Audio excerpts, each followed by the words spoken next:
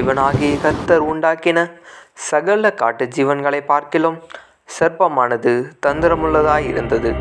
அது ஸ்திரியை நோக்கி, நீங்கள் தோட்டத்திலுள்ள சகல விருட்சங்களின் கனியையும் புசிக்க வேண்டாம் என்று தேவன் சொன்னது உண்டோ என்றது. ஸ்திரீ சர்ப்பத்தை பார்த்து, நாங்கள் தோட்டத்தில் உள்ள விருட்சங்களின் கனிகளை புசிக்கலாம், ஆனாலும் தோட்டத்தின் நடுவில் இருக்கிற விருட்சத்தின் கனியை குறித்து தேவன் நீங்கள் சாகாதபடிக்கு அதை புசிக்கவும் அதை தொடவும் வேண்டாம் என்று சொன்னார் என்றாள். அப்பொழுது சர்ப்பம் ஸ்திரியை நோக்கி, நீங்கள் சாகவே சாவதில்லை. நீங்கள் இதை புசிக்கும் நாளிலே உங்கள் கண்கள் திறக்கப்படும் என்றும் நீங்கள் நன்மை தீமை அறிந்து தேவர்களைப் போல இருப்பீர்கள் என்றும் தேவன் அறிவார் என்றது. அப்பொழுது ஸ்திரியானவள் அந்த விருட்சம் புசிப்புக்கு நல்லதும் பார்வைக்கு இன்பமும் புத்தியை தெளிவிக்கிறதற்கு எச்சிக்கப்படத்தக்க விருட்சமுமாய் இருக்கிறது என்று கண்டு அதன் கனியை பறித்து புசித்து தன் புருஷனுக்கும் கொடுத்தால் அவனும் புசித்தான். அப்பொழுது அவர்கள் இருவருடைய கண்களும் திறக்கப்பட்டது. அவர்கள் தாங்கள் நிர்வாணிகள் என்று அறிந்து அத்தி இலைகளை தைத்து தங்களுக்கு அரை கச்சைகளை உண்டு பண்ணினார்கள். பகலில் குளிர்ச்சியான வேளையிலே தோட்டத்தில் உலாவுகிற தேவனாகிய கர்த்தருடைய சத்தத்தை அவர்கள் கேட்டார்கள். அப்பொழுது ஆதாமும் அவன் மனைவியும் தேவனாகிய கர்த்தருடைய சந்நிதிக்கு விலகி தோட்டத்தின் விருட்சங்களுக்குள்ளே ஒளித்து கொண்டார்கள். அப்பொழுது தேவனாகிய கர்த்தர் ஆதாமை கூப்பிட்டு, நீ எங்கே இருக்கிறாய் என்றார். அதற்கு அவன், நான் தேவருடைய சத்தத்தை தோட்டத்திலே கேட்டு நான் நிர்வாணியாய் இருப்பதினால் பயந்து ஒளித்து கொண்டேன் என்றான். அப்பொழுது அவர், நீ நிர்வாணி என்று உனக்கு அறிவித்தவன் யார்? புசிக்க வேண்டாம் என்று நான் உனக்கு விலக்கின விருட்சத்தின் கனியை புசித்தாயோ என்றார். அதற்கு ஆதாம், என்னுடனே இருக்கும்படி தேவரீர் தந்த ஸ்ரீயானவள் அவ்விருட்சத்தின் கனியை எனக்கு கொடுத்தால் நான் புசித்தேன் என்றான். அப்பொழுது தேவனாகிய கர்த்தர் ஸ்திரீயை நோக்கி, நீ இப்படி செய்தது என்ன என்றார்.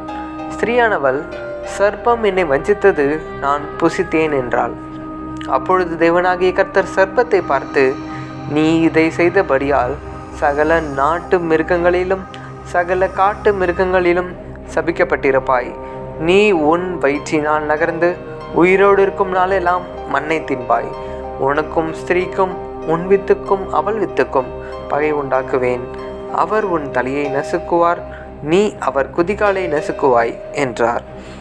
அவர் ஸ்திரீயை நோக்கி, நீ கர்ப்பவதியாய் இருக்கும்போது உன் வேதனையை மிகவும் பெருக்க பண்ணுவேன். வேதனையோடே பிள்ளை பெறுவாய். உன் ஆசை உன் புருஷனை பற்றி இருக்கும், அவன் உன்னை ஆண்டு கொள்ளுவான் என்றார். பின்பு அவர் ஆதாமை நோக்கி, நீ உன் மனைவியின் வார்த்தைக்கு செவி கொடுத்து புசிக்க வேண்டாம் என்று நான் உனக்கு விலக்கின விருட்சத்தின் கனியை புசித்தபடியினாலே பூமி உன் நிமித்தம் சபிக்கப்பட்டிருக்கும். நீ உயிரோடு இருக்கும் நாளெல்லாம் வருத்தத்தோடே அதன் பலனை புசிப்பாய். அது உனக்கு முள்ளும் குறுக்கும் முளைப்பிக்கும் வெளியின் பயிர் வகைகளை புசிப்பாய். நீ பூமியிலிருந்து எடுக்கப்பட்டபடியால் நீ பூமிக்கு திரும்பும் மட்டும் உன் முகத்தின் வேர்வையால் ஆகாரம் புசிப்பாய். நீ மண்ணாய் இருக்கிறாய், மண்ணுக்கு திரும்புவாய் என்றார். ஆதாம் தன் மனைவிக்கு ஏவாள் என்று பெயரிட்டான், ஏனெனில் அவள் ஜீவனுள்ளோருக்கெல்லாம் தாயானவள். தேவனாகிய கர்த்தர் ஆதாமுக்கும் அவன் மனைவிக்கும் தோல் உடைகளை உண்டாக்கி அவர்களுக்கு உடுத்தினார்.